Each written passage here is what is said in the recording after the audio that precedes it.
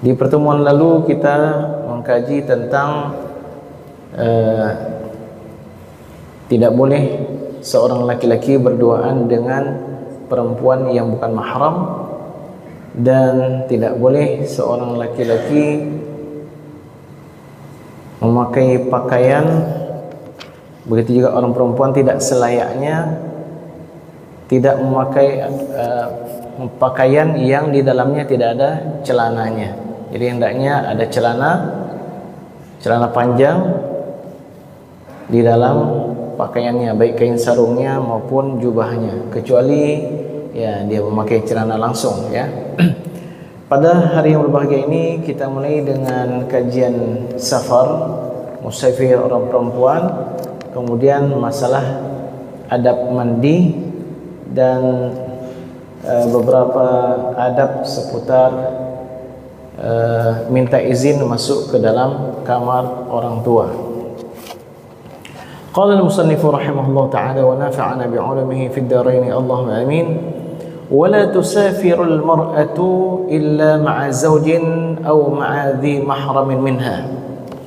Tidak selayaknya seorang perempuan bermusafir kecuali bersamanya ada suami atau bersamanya ada mahramnya. Jadi orang perempuan, kalau istri bapak PNS misalnya, ada dinas keluar, pastikan ketika dia bermusafir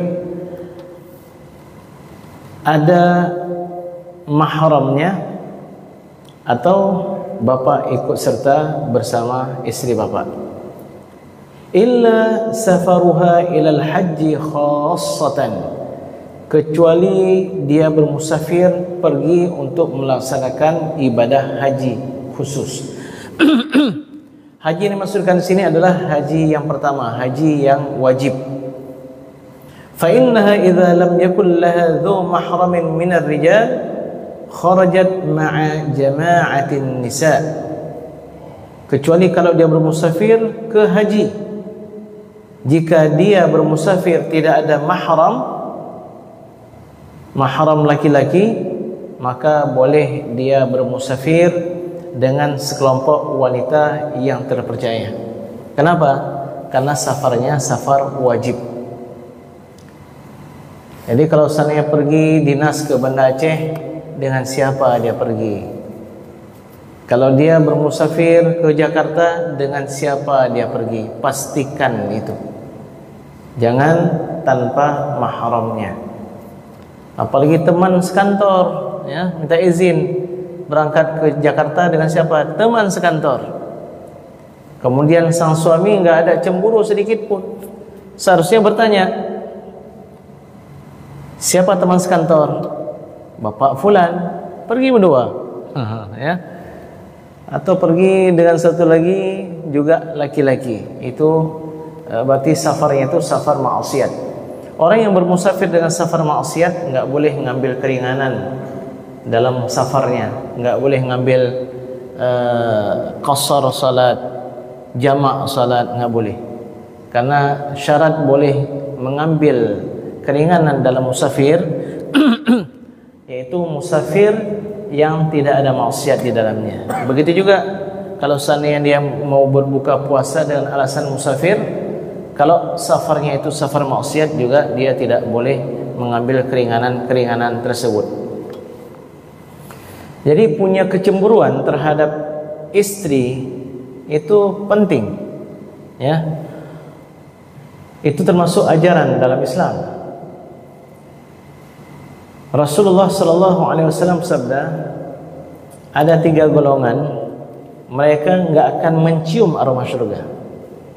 Kalau enggak mencium berarti masuk lebih enggak mungkin. Ciumnya aja mencium aroma surga, padahal aroma surga itu bisa dicium dari jarak 500 tahun perjalanan. Berarti wangi sekali surga itu. Yang pertama adalah yang durhaka kepada orang tuanya. Yang kedua, pencandu khamar, pecandu narkoba, yang dia enggak bertobat kepada Allah Subhanahu wa taala. Dan yang ketiga adalah yang tidak cemburu dengan istrinya ketika istrinya melakukan kejahatan, melakukan kemaksiatan. Dan para ulama menyebutkan di samping istrinya juga anak perempuannya, adik perempuannya, kakak perempuannya. Kalau dia enggak punya kecemburuan, maka dia pun tidak akan masuk ke dalam syurga. Misalnya istri kita keluar dari rumah pakaiannya ketat, atau nampak lehernya, atau melanggarlah aturan-aturan syariat, memakai pakaian yang menarik perhatian laki-laki ajnabi, atau termasuk juga memakai parfum yang bisa dicium dari jarak sekian. Lalu laki-laki ini enggak cemburu, ini juga termasuk laki-laki yang tercela. Jadi kalau ditanya, abang kenapa cemburu kali? Cemburu abang karena sayang sama adik, ya. Dan juga agar kita sama-sama masuk ke dalam syurga. Saya teringat dengan kisah Rasulullah sallallahu alaihi wasallam ketika beliau Isra dan Mi'raj, beliau masuk ke dalam syurga. Ketika beliau masuk ke dalam syurga, beliau melewati istana yang sangat megah. Lalu beliau bertanya kepada malaikat Jibril, "Wahai Jibril, ini istana siapa?" Lalu malaikat Jibril menjawab, "Wahai Rasulullah, ini istana Umar ibn Khattab radhiyallahu anhu." Lalu Nabi pun bergegas ingin masuk ke istana Umar. "Tapi wahai Umar," Nabi cerita kepada Umar di pagi hari, ya, "aku teringat dengan kecemburuanmu sehingga aku enggak jadi masuk ke dalam istanamu." Jadi Nabi itu tahu Umar itu orangnya cemburu. Umar pun menangis, "Ya Rasulullah, bagaimana aku cemburu kepada engkau? Maksudnya kalau orang lain aku cemburu, ya, masuk ke istanaku. Tapi kalau seandainya engkau, ya Rasulullah, kenapa engkau tidak masuk?" Jadi apa pelajarannya? Sahabat-sahabat Nabi yang hebat itu, mereka adalah orang-orang yang cemburu terhadap istri mereka. Bayangkan suaminya rajin ke masjid, bawa istrinya pergi ke Medan, pergi ke Jakarta, istrinya pakai celana jeans ketat, nampak lehernya. Suaminya ketemu, "Assalamualaikum Ustaz, apa kabarnya?" Ketemu sama istrinya pun enggak ada problem sama sekali. Seolah merasa apa? Pakaian syariat hanya di negeri syariat, ya. Keluar dari negeri syariat tidak lagi berlaku aturan syariat. Itu kalau seandainya sang istri berangkat dengan suaminya. Sekiranya istrinya berangkat tanpa suaminya, itu tanya sampai detil. Karena banyak sekali terjadi hal-hal yang tidak baik bermula dari hal-hal kecil. Karena ya memang demikian hebatnya syaitan. Kalau kita lihat di dalam Al-Quran, Allah berfirman, "Wala tattabi'u khutuwatis syaitan." Jangan kalian ikuti langkah-langkah syaitan. Apa maksud langkah-langkah syaitan? Bahwa syaitan ketika ingin menggoda kita itu enggak bisa dengan sekali langkah. Orangnya ke masjid, baru pulang dari masjid, enggak bisa syaitan itu menggoda kita buat maksiat terus. Na'udzubillah minum khamar, na'udzubillah berzina, na'udzubillah mencuri. Enggak langsung dia. Syaitan itu akan menggoda pelan-pelan. Lihat dulu di sana siapa. Begitu lihat, oh manis juga, cantik juga. Senyum sedikit, dibalas senyumnya. Digoda lagi, tanya siapa namanya, di mana tinggalnya. Lalu digoda lagi, tanya nomor HP-nya. Lalu tegur sapa, pertemuan hingga kejadian. Begitulah, wala tattabi'u khutuwatis syaitan. Jangan kalian ikuti langkah-langkah syaitan. Musuh yang abadi itu adalah syaitan. Karena yang pertama sekali menjadikan permusuhan ini adalah mereka.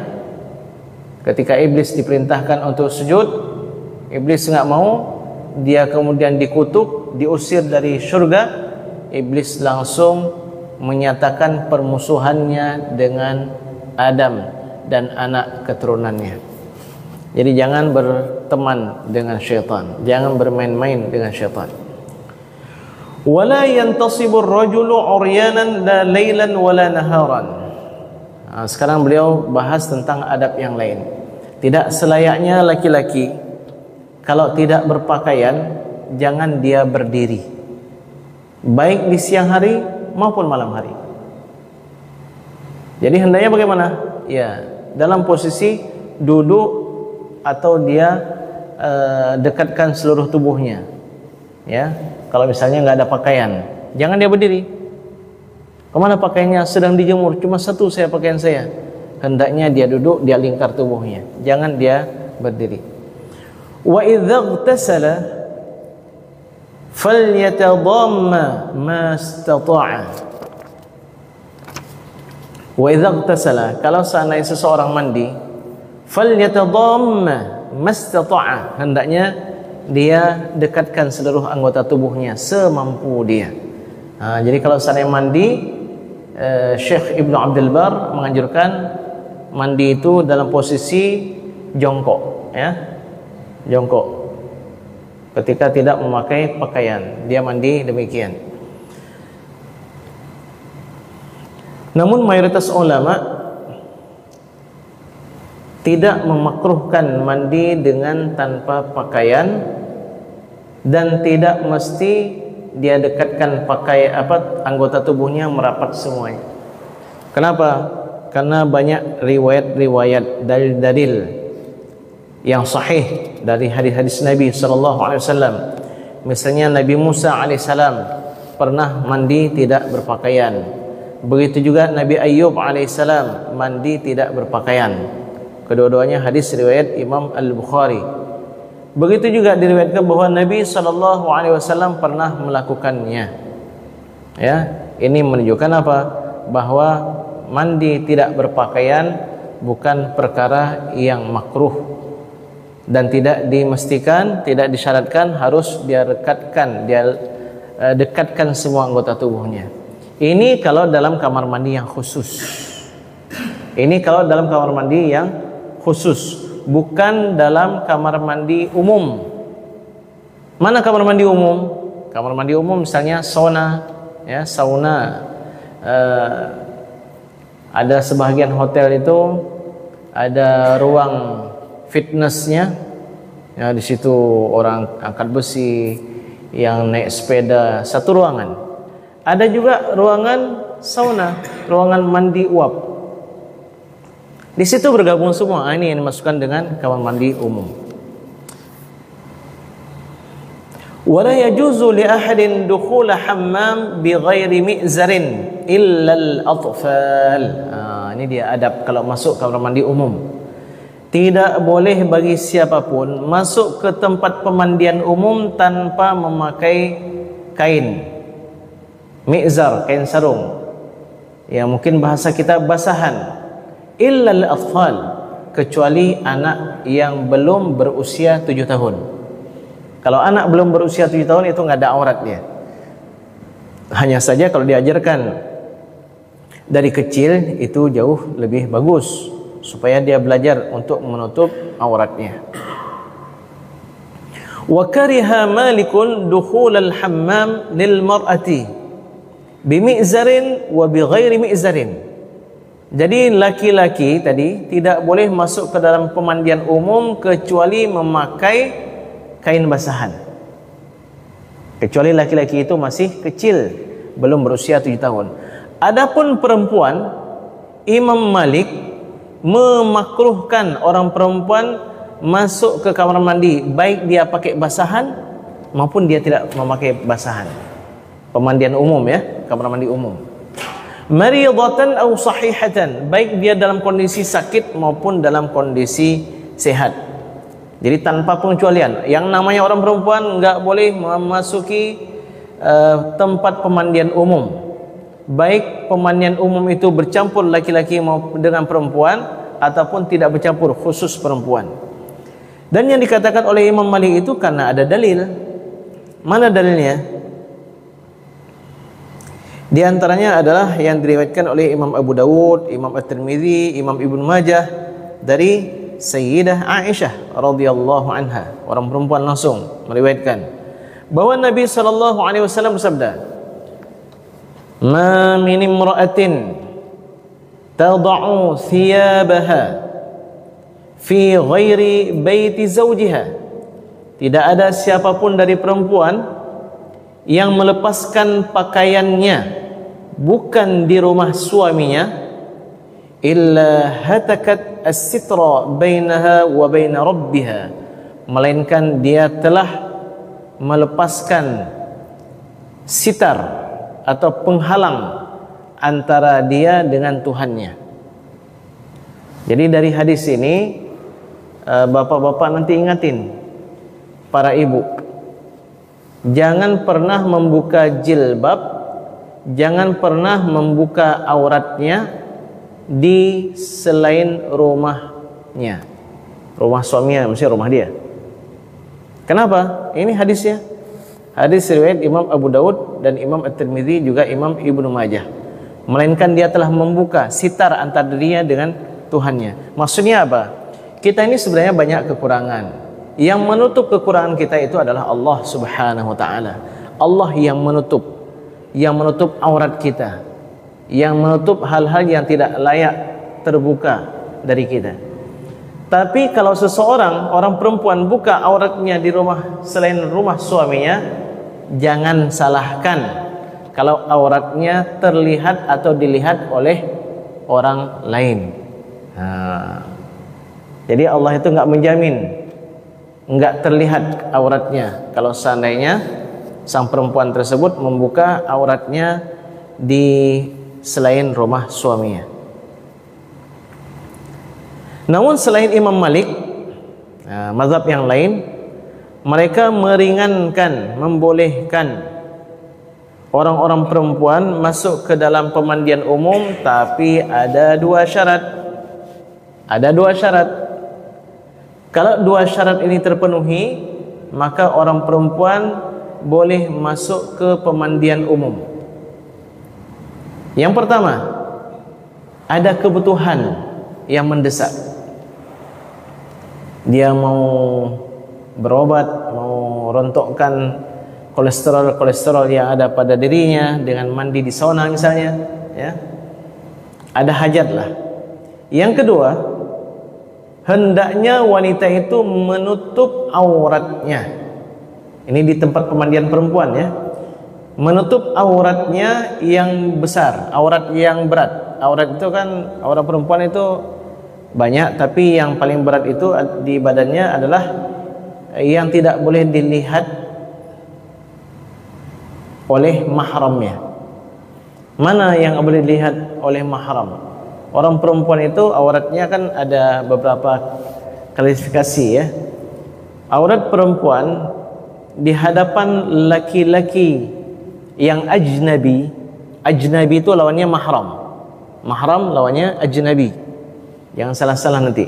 Jadi laki-laki yang ajnabi artinya laki-laki yang bukan mahram. Atau dengan bahasa lain, laki-laki ajnabi adalah laki-laki yang boleh menikahi dia, baik dalam waktu cepat maupun dalam waktu lambat. Apa maksud waktu cepat? Dia belum menikah, boleh segera dinikahi oleh laki-laki yang lain. Atau untuk waktu terkemudian, dia seorang wanita yang bersuami. Wanita yang bersuami enggak boleh dinikahi oleh laki-laki yang lain untuk sementara waktu. Setelah suami yang menceraikan dia atau suami yang meninggal dunia, habis masa iddahnya, dia boleh dinikahi oleh laki-laki ajnabi. Sedangkan mahram artinya orang yang tidak boleh dinikahi. Baik, sidang hadirin sekalian. Jadi para mayoritas ulama, jumhur ulama, mereka mengatakan boleh orang perempuan masuk ke kamar mandi umum, pemandian umum, jika ada dua syarat. Syarat yang pertama, ada keperluan mendesak. Yang kedua, hendaknya wanita tersebut menutup tubuhnya, ya, pada seluruh tubuhnya pada aurat-auratnya yang besar. Apa maksud aurat yang besar? Aurat yang tidak boleh terlihat bagi mahramnya. Orang perempuan auratnya dengan sesama, dengan laki-laki yang ajnabi, aurat perempuan dengan laki-laki ajnabi itu seluruh tubuhnya, kecuali wajah dan telapak tangan menurut pendapat yang paling kuat di kalangan para ulama. Tapi kalau dalam mazhab kita sendiri pun ada ya, ulama yang mengatakan wajah dan telapak tangan itu pun aurat, ya. Kemudian aurat perempuan di hadapan perempuan yang bukan muslimah.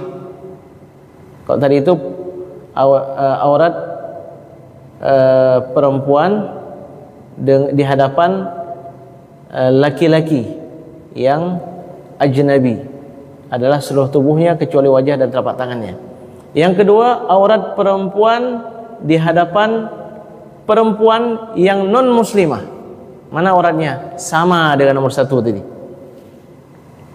Seluruh tubuhnya kecuali wajah dan telapak tangan. Jadi begitu mulia wanita muslimah sehingga enggak boleh dilihat oleh non muslimah kecuali hanya wajah dan telapak tangannya. Yang ketiga, aurat seorang wanita muslimah di hadapan wanita muslimah. Mana? Seluruh tubuhnya, mohon maaf, ya, antara pusat ke lututnya. Antara pusat ke lututnya, itu yang nggak boleh dilihat. Selain itu boleh dilihat oleh sesama perempuan. Yang keempat, aurat wanita muslimah di hadapan laki-laki mahramnya juga adalah antara pusat ke lututnya. Namun dalam bab adab hendaknya dia tutup dadanya, ya. Yang kelima, aurat perempuan di hadapan suaminya. Nah, itu enggak ada batasannya. Jadi itu 5 klarifikasi, ya, kelima klasifikasi aurat perempuan. Yang pertama di hadapan laki-laki ajnabi, yang kedua di hadapan perempuan non muslimah, kemudian di hadapan wanita muslimah, kemudian di hadapan laki-laki mahramnya, dan yang kelima di hadapan laki-laki yang merupakan suaminya. Jadi orang perempuan ini yang masuk ke pemandian umum hendaknya menutup auratnya. Mana auratnya yang harus ditutup? Yang tidak boleh dilihat oleh mahramnya, yaitu dari pusat ke lutut, dan hendaknya dijaga dadanya. Dalam bab adab hendaknya dia tutup juga, ya.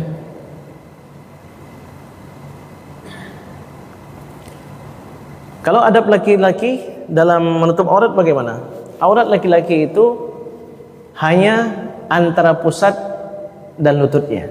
Lihat ya, bahasanya antara pusat dan lututnya.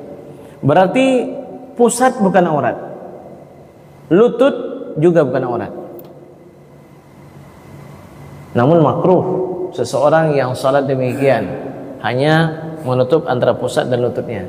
Walau demikian hendaknya dijaga lututnya supaya tertutup, pusatnya tertutup. Kenapa? Karena tidak tertutup kemungkinan ketika dia berjalan tersingkap sebahagian, terangkat celananya. Jadi kalau sananya pas di atas lutut, takutnya ketika dia berjalan terangkat sedikit, sudah nampak pahanya, maka sudah nampak auratnya. Kalau kita sekarang ini kajian seperti ini sebenarnya nggak begitu penting, dalam arti mana di antara kita yang kekurangan pakaian. Semua kita lebih pakaian. Adapun pada masa Nabi SAW itu orang yang tidak memiliki pakaian itu banyak, sekalian. Ya, seperti kisah yang kita ceritakan kemarin, kisah Sahal bin Sa'ad As-Sa'idi. Ketika dia mau menikah ditanya oleh Nabi, mana apa harta yang kau bisa berikan untuk mahar istrimu? Tidak ada ya Rasulullah, yang saya miliki hanya kain sarung ini. Lalu Nabi SAW sabda, apa yang mau kau buat dengan kain sarung itu? Kalau kamu bagi 2, enggak cukup untuk kamu dan enggak cukup untuk istri kamu. Tapi sayangnya Walaupun di saat ini orang memiliki banyak pakaian, tapi yang membuka lebih banyak dibandingkan dengan masa lalu. Berarti masalahnya bukan kemiskinan, tapi masalahnya memperturutkan nafsu dan syaitan. ورخص فيه غيره للنساء إذا كن مرضى أو نفساء بعد أن يسترن أنفسهن بالميازير السابغات. Ibn Abdul Bar mengatakan, adapun selain Imam Malik meringankan bagi kaum perempuan untuk masuk ke dalam pemandian umum jika mereka sakit atau mereka baru saja melahirkan, tapi dengan syarat mereka menutup tubuh mereka dengan pakaian yang tertutup. Wala yajuzu lahunna ay yanzurna ba'dhunna fi 'aurati ba'din. Tidak boleh bagi kaum perempuan untuk melihat aurat perempuan lainnya. Ini banyak sekali salah faham di masyarakat kita. Orang sama-sama ustaz, sesama perempuan, enggak masalah pakai celana dalam, pakai rok kulot, celana pendek di atas lututnya. Tidak boleh. Tidak boleh bagi seorang perempuan untuk memandang aurat perempuan lainnya, walaupun sama-sama perempuan. Ya, laki-laki juga demikian. Wa idza balagha as-sibyanu 7 sinin dan jika anak sudah mencapai usia 7 tahun, umiru bis shalah, hendaknya mereka diperintahkan salat. Anak bapa, anak ibu sudah 7 tahun, itu perintahkan untuk salat. Wa idza balaghu 'ashran idribu 'alaiha, dan kalau mereka sudah berusia 10 tahun, pukullah mereka kalau mereka tidak salat. Iya, kalau kita baru mulai suruh anak kita salat di usia 10 tahun, pasti kita pukul. Tapi kalau sudah kita biasakan dari 7 tahun, insyaallah enggak perlu pukul. Wal khairu kulluhu bil 'adah, dan kebaikan semuanya adalah dengan kebiasaan. Maksudnya hendaknya dibiasakan kebaikan-kebaikan yang kita sebutkan tadi kepada anak-anak kita walaupun mereka belum baligh dari usia 7 tahun. Dari usia 7 tahun anak dipakaikan jilbab, sekali-kali buka. Ketika 10 tahun kuatkan lagi, ya. Kalau sudah baligh itu memang wajib, tidak boleh lagi tersingkap auratnya. Wala yanamul akhawani wal ukhtani fi thawbin wahid. Kalau kita punya anak laki-laki 2 orang atau punya anak perempuan 2 orang, jangan pernah kita izinkan anak-anak kita yang sejenis itu untuk tidur di dalam pakaian yang satu. Mutajarridin, tanpa memakai pakaian, sama-sama pakai kain sarung atau sama-sama pakai selimut. Mereka hanya memakai pakaian, ya misalnya hanya pakai celana di dalam misalnya, itu nggak boleh, ya. Karena ada juga itu kalau mau tidur harus lepas semuanya, pakai celana dalam aja. Lalu dalam satu selimut 2 orang bersaudara, laki-laki dengan laki-laki. Itu tidak menjaga adab dalam Islam. Terutama idza balaghu 10 sinin, kalau kedua anak tersebut sudah mencapai usia 10 tahun. Jadi laki-laki dengan laki-laki enggak boleh, perempuan dengan perempuan juga enggak boleh. Wal karahiyatu fi mabit ibni 10 sinin ma'a akhihi wa ukhtihi ashaddu minha fi mabitil unsa ma'al unsa. Dan sangat dibenci dalam Islam, sangat makruh tidurnya anak 10 tahun bersama saudaranya, laki-laki dengan laki-laki dalam satu pakaian, anak perempuan dengan anak perempuan dalam satu pakaian. Dan laki-laki dengan perempuan satu kamar, ya, anak laki-laki dengan anak perempuan satu kamar setelah mereka berusia 10 tahun, itu lebih lagi makruh. Ya, lebih lagi makruh. Jadi upayakanlah rumah kita itu minimal 3 kamar. 1 kamar untuk kita dengan istri kita, 1 kamar untuk anak laki, 1 kamar untuk anak perempuan. Nah, kalau sudah punya 3 kamar sudah aman itu. Ya, rumah sudah ada 3 kamar sudah bagus. Kalau tidak, maka menjadi masalah. Ada temuan, ada berita masuk di Mesir itu, terjadi di Mesir kan orang hidup serba pas-pasan. Rumah di sana rata-rata apartemen, apalagi orang-orang yang tidak berpunya itu, yang pas-pasan ekonominya, apartemen itu hanya 2 kamar. Jadi 2 kamar, kamar suami istri, satu lagi kamar anak-anaknya. Ternyata di antara anak mereka ada yang anaknya tuh laki dan perempuan, dan terjadi penyelewengan yang tidak baik. Itu sempat saya baca di koran mungkin sekitar tahun 2018 itu dahulu ya. Jadi intinya kita sudah diajarkan adab sebelum itu. Wala yabitu ar-rajul ma'a ibnihi mundu yablughu hadha as-sin. Begitu juga kita enggak boleh tidur satu selimut dengan anak kita kalau sudah 10 tahun. Kita dengan anak laki kita. Walal ummu ma'a ibnatiha. Begitu juga ibu jangan tidur satu selimut dengan anak perempuannya kalau sudah berusia 10 tahun. Illa wa bainahuma hailun minats thiyab, kecuali kalau mereka masing-masing memiliki pakaian yang menutup aurat. Ya. Kalau menutup aurat satu selimut enggak masalah.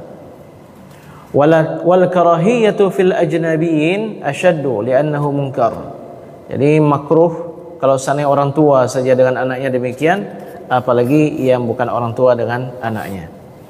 Wa idza balagal atfalu minkumul hulum falyasta'dhinu kama sta'dzana alladhina min qablihim. Ini sekarang cerita adab anak masuk ke kamar orang tua. Kalau anak sudah berusia baligh,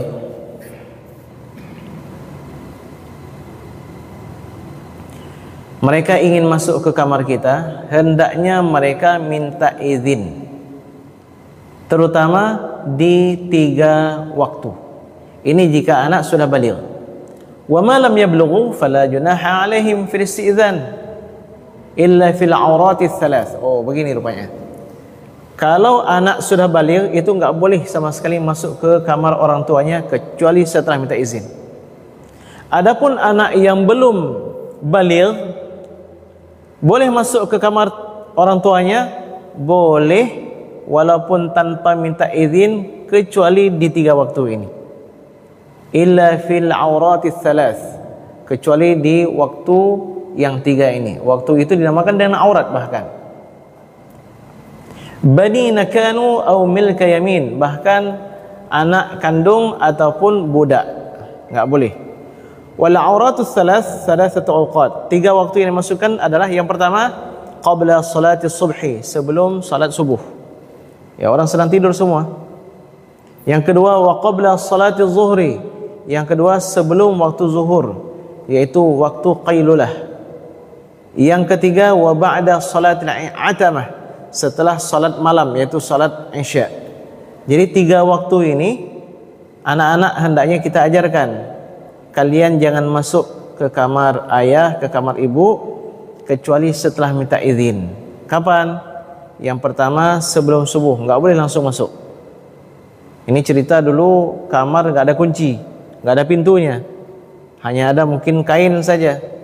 Sekarang kita ya hendaknya orang tuanya kunci pintunya.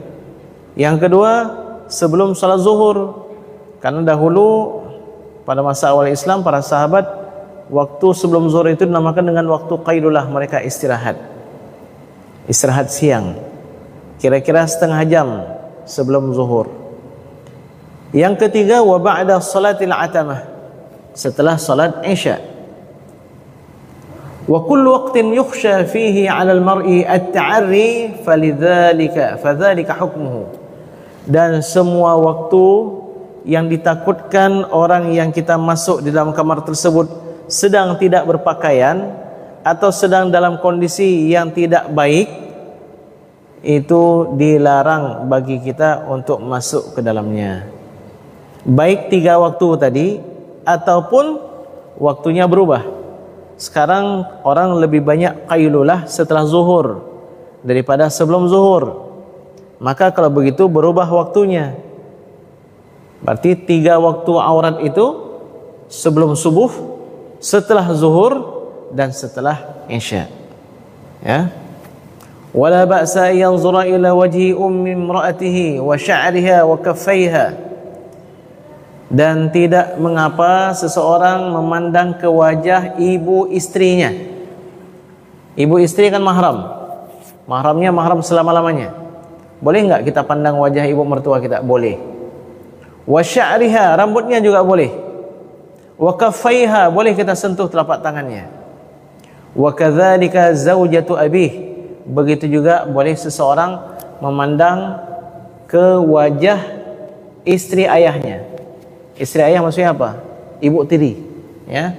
Kalau ibu kandung ya tidak ada masalah. Ini istri ayah. Wajahnya enggak mengapa kita pandang, rambutnya dan juga telapak tangannya. Itu mahram, ya. Istri ayah mahram selama-lamanya. Ibu istri juga mahram selama-lamanya. Na'udzubillah, istri meninggal dunia atau istri dicerai, tetap kita enggak boleh menikah dengan ibu mertua kita. Begitu juga dengan istri ayah. Kalau ayah kita menceraikan istrinya, tidak boleh kita sebagai anak menikahi mantan istri ayah, ya. Dan ini jangan katakan ibu kandung. Ibu kandung itu bukan istri ayah, tapi ibu disebutkan, ya, dalam kitab-kitab fikih itu sebagai ibu. Wala yanzuru minhunna ila mi'sam wala saq wala jasad. Ibu mertua, istri ayah, jangan dilihat ininya. Apa ini? Di atas siku, ya, ototnya. Jangan dilihat. Apa nih bahasa Indonesia? Ini hasta. Sini kemari. Hah? Bahu di sini. Ya? Apa? Lengan. Nah, boleh lengan, ya. Lengan. Begitu juga wala saq wala jasad. Juga jangan dilihat betis, ya, betis ibu mertua. Kalau sana ibu mertua pakai pakaian daster, enggak berdosa dia. Karena yang aurat bagi ibu mertua itu yang harus dia jaga adalah dari lututnya ke pusatnya, ya, termasuk ke dada dalam bab adab. Kita yang tidak boleh melihat ke betis ibu mertua kita. Oh, betis ibu mertua begini, enggak boleh, ya. Baik ada cacatnya ataupun tidak ada cacatnya. Begitu juga istri ayah kita. Wala jasad, juga enggak boleh terus dipandang-pandang. Padahal itu mahram kita. Jadi bayangkan, yang bukan mahram bagaimana? Yang bukan mahram lebih terlarang lagi.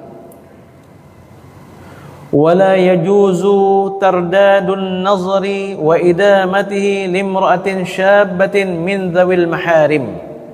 Dan tidak boleh bagi seorang laki-laki untuk bolak-balik memandang atau terus memandang kepada anak gadis dari mahramnya. Mahramnya siapa? Adiknya, kakaknya, masih masih usia gadis, ya. Begitu juga bibinya. Kok bibinya masih muda? Ya mungkin kakeknya punya istri yang kedua, ya, yang anaknya muda-muda semua. Itu enggak boleh. Enggak boleh dipandang terus-menerus dan tidak boleh bolak-balik sebentar-bentar pandang. Au ghairihinna illa 'indal hajati ilaih. Begitu juga perempuan-perempuan yang lain kecuali ada keperluan awid darurah, ataupun ada keperluan mendesak, darurat, fi syahadah wa nahwiha, baik dalam kesaksian, perobatan dan lain-lainnya. Wa innama yubahun nazaru ila nisa'il qawa'id. Kalau mau pandang orang perempuan, ya, yang dibolehkan itu memandang wanita jompo, allati la yarjuna nikahan, yang enggak ada lagi syahwat kita, enggak ada keinginan lagi kita untuk menikahi dia. Gratis, maharnya 100.000 aja, enggak mau juga kita. Orang perempuan yang seperti itu boleh kita pandang. Wassalamatu min dzalika afdal, tapi kalaupun kita hindarkan itu jauh lebih baik. Wa ala kulli mu'minin wa mu'minatin ay yaghuddu min absarihim wa yahfazu furujahum, dan selayaknya bagi seorang mukmin laki-laki dan mukmin perempuan untuk menundukkan sebahagian pandangan mereka, ya, jangan sembarangan pandang. Ada orang ketika memandang itu seperti preman, apapun dia pandang, dia tantang semua. Dia lihat yang nggak pakai jilbab, pakaian ketat, dia lihat juga, ya. Nah, jadi selayaknya orang mukmin dan mukminah itu menundukkan pandangannya, bukan memejamkan mata. Beda pandangan dengan mata.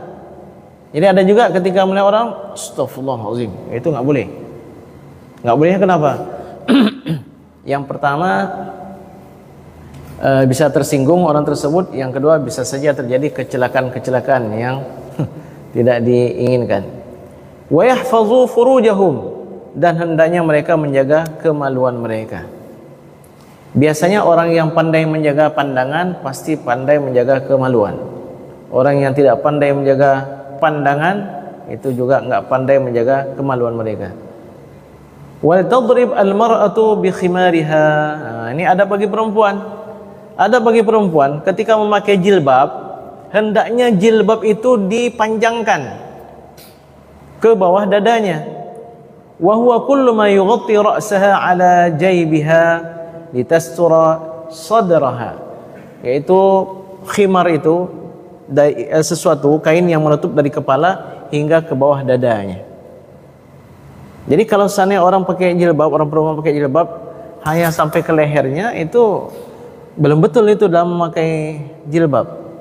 Memakai jilbab sampai ke dada. Ini ada konon di bawah, di atas dada. Kenapa? Biar menarik sedikit, Ustaz. Ya, menarik. Menarik siapa? Menarik orang laki-laki.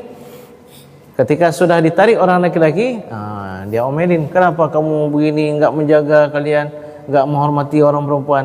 Muliakan dirimu sendiri dulu, baru laki-laki akan memuliakan kamu. Jadi ketika ada kasus-kasus pemerkosaan misalnya, dia jahat, dia memerkosa dan seterusnya, kamu memakai pakaian bagaimana? Saya pakai pakaian yang keren-keren lah. Berarti kamu yang mengundang mereka. Jadi kita nggak bisa menyalahkan sebelah saja, nggak bisa salahkan sebelah saja. Dua-dua yang salah. Tapi dalam Al-Quran, laki-laki lebih bertanggung jawab daripada perempuan, ya. Wala tubdi zinataha illa li ba'diha. Bagaimana hukum orang perempuan menampakkan perhiasannya? Apakah boleh orang perempuan menampakkan perhiasannya? Mana yang dikatakan perhiasan? Ternyata perhiasan itu ada 4 jenisnya. Yang pertama, sesuatu yang indah pada tubuh. Itu perhiasan. Wajah perhiasan. Bentuk tubuh, ya, kalau laki-laki kekar dan seterusnya, itu perhiasan. Orang perempuan lekuk-lekuknya itu juga perhiasan. Yang kedua, dikatakan perhiasan itu adalah sesuatu yang diletakkan pada badan, seperti kerabu, seperti kalung, seperti ya apa namanya, ya berbagai macam itulah. Kemudian yang ketiga, termasuk pakaian adalah, termasuk perhiasan adalah pakaian. Pakaian itu juga adalah perhiasan. Dan yang keempat, termasuk ke dalam pakaian, termasuk ke dalam perhiasan, sesuatu yang diletakkan di atas kuku, ya, diwarnai, atau sesuatu, ya, celak, kosmetik dan seterusnya.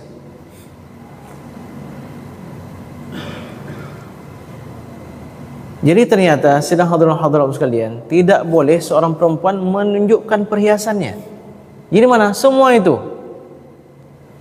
Makanya kalau orang perempuan memakai pakaian pun afdalnya tidak berwarna-warni. Kalaupun memakai pakaian yang ada batiknya atau ada apa, afdalnya. Ini kita ceritakan adab ini. Dia hendaknya memakai perhiasan, pakaian yang tidak menarik perhatian orang lain. Misalnya apa? Memakai pakaian berwarna pink. Dari kejauhan orang akan memandang, siapa itu? Memakai pakaian yang berwarna merah, memakai pakaian yang berwarna kuning. Makanya afdalnya pakaian orang perempuan itu hitam atau yang gelap-gelap, yang kira-kira kalau lewat itu nggak membuat kita penasaran siapa itu.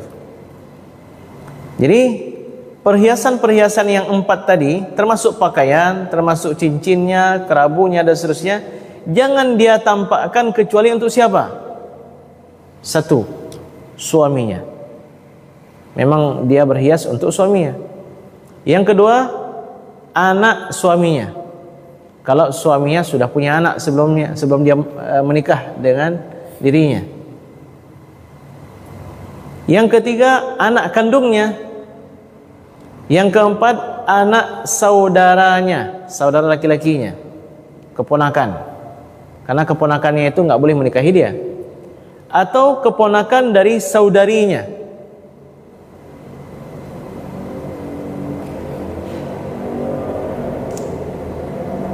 Ya, termasuk juga di sini disebutkan suaminya, ayah suaminya. Nah, ini semua adalah orang-orang yang dibolehkan bagi perempuan untuk menampakkan perhiasannya. Jadi berapa nih? Satu, suaminya. Yang kedua, anak suaminya. Yang ketiga, anak kandungnya sendiri. Kemudian yang keempat, orang tuanya. Yang kelima, orang tua suaminya. Yang keenam, saudaranya. Siapa saudaranya? Ya, abangnya atau adik kandungnya. Yang ketujuh, anak laki-laki dari saudaranya, saudaranya laki-laki, keponakannya dari abangnya atau adiknya. Yang kedelapan, keponakan dari adik perempuannya atau kakak perempuannya. 8 inilah yang boleh bagi seorang perempuan menunjukkan perhiasannya. Jika kalau tidak, hendaknya dihindarkan, jangan ditampakkan. Jadi demikian Bapak sekalian, ini kita bicara tentang adab yang terbaik, ya. Memang dunia sekarang sudah banyak terjadi perubahan. Seharusnya orang perempuan tidak banyak keluar, tapi sekarang lebih banyak orang perempuan keluar daripada orang laki-laki. Kenapa? Karena lebih banyak orang perempuan punya pekerjaan daripada laki-laki punya pekerjaan. Seharusnya perempuan dalam rumah, laki-laki yang banyak bekerja, sehingga masyarakatnya lebih terjaga. Jadi Bapak sekalian, banyak terjadi perubahan-perubahan, tapi tetap adab Islam itu dijaga, hendaknya dijaga. Orang perempuan bekerja oke, tapi kalau udah malam pulang. Ini sekarang di kafe-kafe orang perempuan bekerja sampai jam 12 malam, sampai jam 2 malam. Ketika ditanya, Ustadz, saya sedang cari biaya untuk kuliah saya. Memangnya ayah kamu mana? Ayah saya sakit, Ustadz, nggak sanggup lagi bekerja. Ibu kamu jaga ayah saya. Kamu punya abang? Tidak. Punya kakak? Enggak juga. Punya adik? Ada 3 orang, Ustadz. Apakah dengan kondisi yang seperti itu boleh dia bekerja sampai jam 12 malam, sampai jam 2 malam? Ini enggak menjaga adab Islam. Hendaknya kalau dia ambil shift, ya shift pagi, Ustadz. Tapi kalau shift pagi, Ustadz, saya masuk kuliah. Kalau begitu, tuqaddaru biqadariha, sebatas yang memungkinkan. Misalnya kita bilanglah dia kuliah sampai jam 2, ya udah masuk dia jam 2 sampai maghrib pulang. Ustadz, sekarang Ustadz kondisi langsa ini enggak seram, Ustadz. Orang perempuan keluar jam 8 pun aman. Ya, pokoknya dikembalikanlah kepada fitrah kita. Kira-kira berapa batas waktu yang memungkinkan bagi orang perempuan ada di kafe. Jangan terus ada sampai jam 10 malam kita udah merasa nggak bagus itu. Kalau sana ditanyakan kepada bapak, bapak, anak bapak belum nikah ya? Iya. Itu ada orang perempuan kerja ya? Iya. Itu ada orang perempuan kerja kafe saya. Mau enggak Bapak menjodohkan dengan anak Bapak? Kapan kita ketemu? Nanti malam jam 10 malam. Jam 10 malam dia pasti di kafe? Iya. Oh, kira-kira bagaimana? Oh, enggak mau saya. Kalau dah jam 10 malam baru pulang dia dah enggak mau saya. Ya. Begitu. Jadi kita jaga juga kehormatan orang perempuan yang merupakan tanggung jawab kita bersama. Baik, demikian sekalian pertemuan kita pada siang berbahagia ini. InsyaAllah di pertemuan yang akan datang kita akan membahas tentang